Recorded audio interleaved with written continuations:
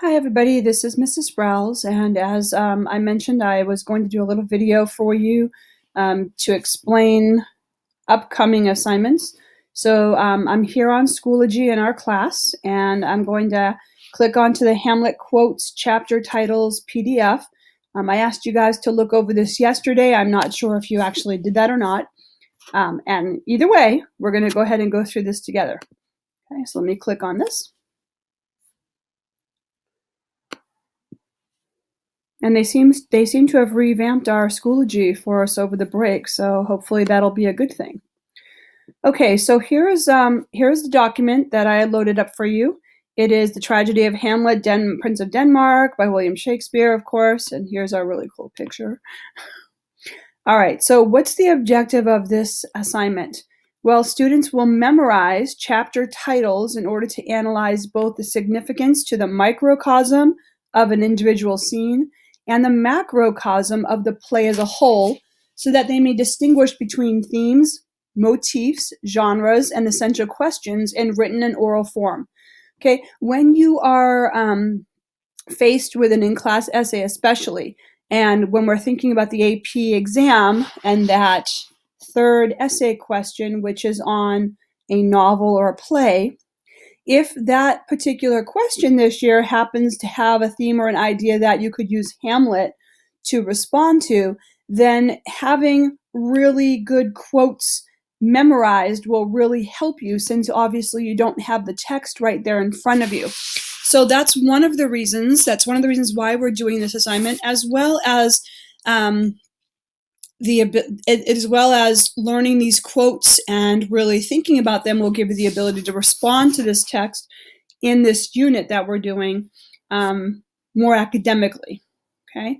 Now, when it talks about macrocosm, speaking to the play in regards to the macrocosm, well, the definition of macrocosm is the natural universe as a whole. So a macrocosm is when we think about the universe altogether as a whole. Now, when we're thinking about a piece of literature, thinking about literature as far as macrocosm is when you consider each individual scene.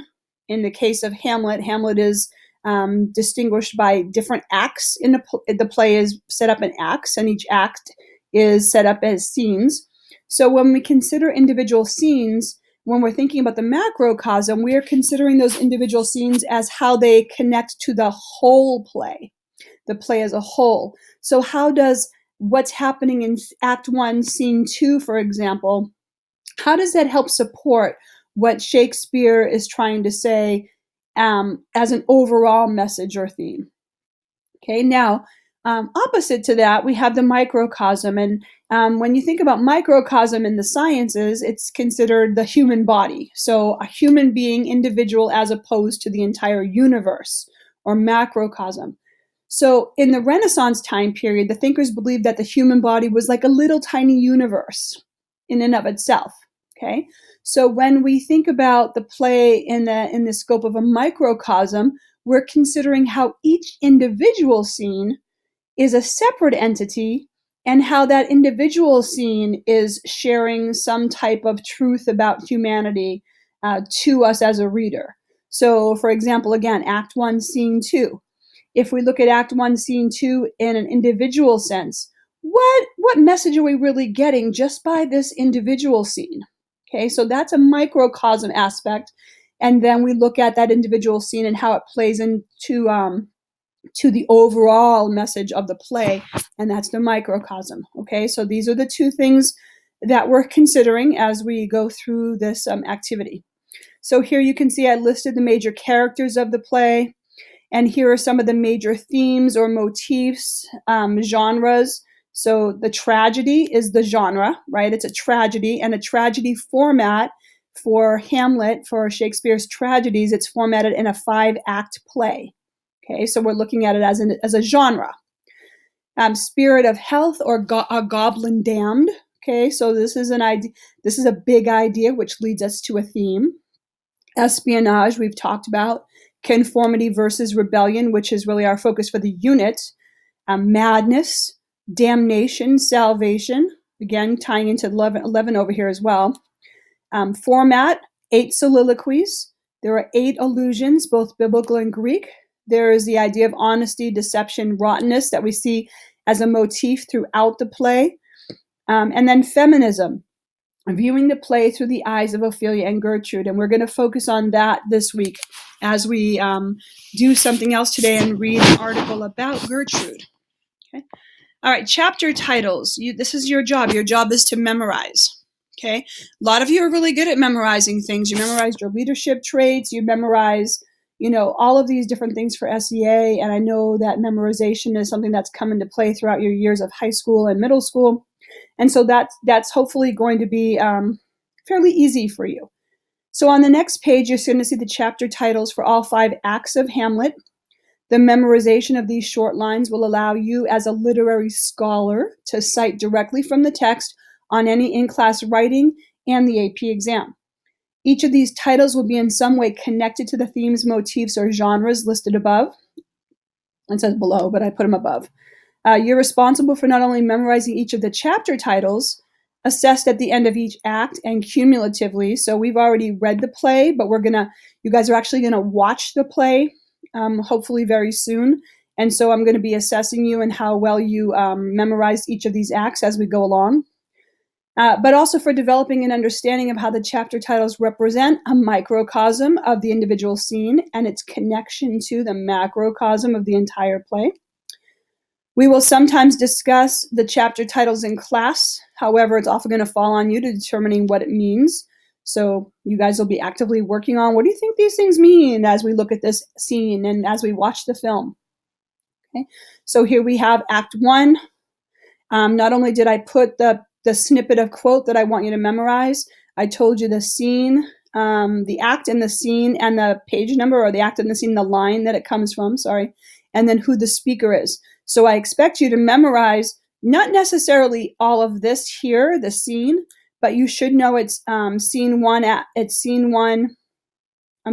1, Scene 5, remember me, and you need to know that it was said by the ghost, okay? And then as you memorize, remember me, and you realize that the ghost is speaking there, you want to think about, okay, what's really going on with this line and in this scene? How is this scene developing its own theme? So the microcosm of this scene, what is the message or a theme statement coming from Act 1? And how is the ghost being used as a catalyst to developing this theme in Act 1? Okay, and then also looking at the macrocosm. How does this line being spoken by the ghost in Act 1, how does that connect to Shakespeare's overall theme? What is he using the ghost to really convey to us? Okay, so you'll do that for all 5 of the acts.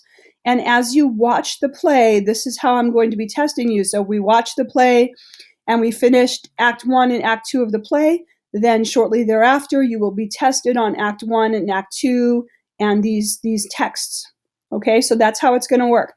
Now, I'm not sure if I'll be there with you as you're watching the play. I hope I am. I'm feeling better today. I'm still really dizzy and I'm working on it, but at least I know I feel some improvement, so that's good. All right, so hopefully you will now understand what you need to be doing.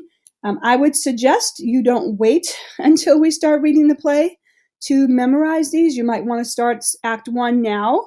They're really short, so Act 1 should be pretty easy for you to memorize and to know who said the lines.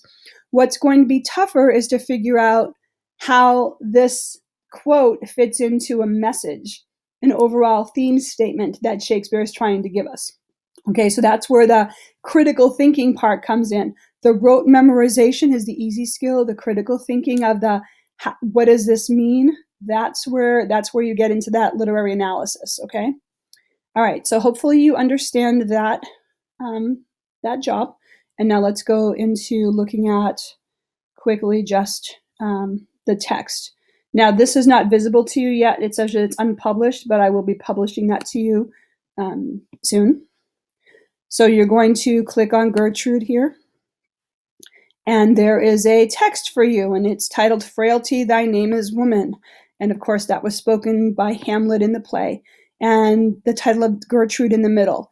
So I want you to be reading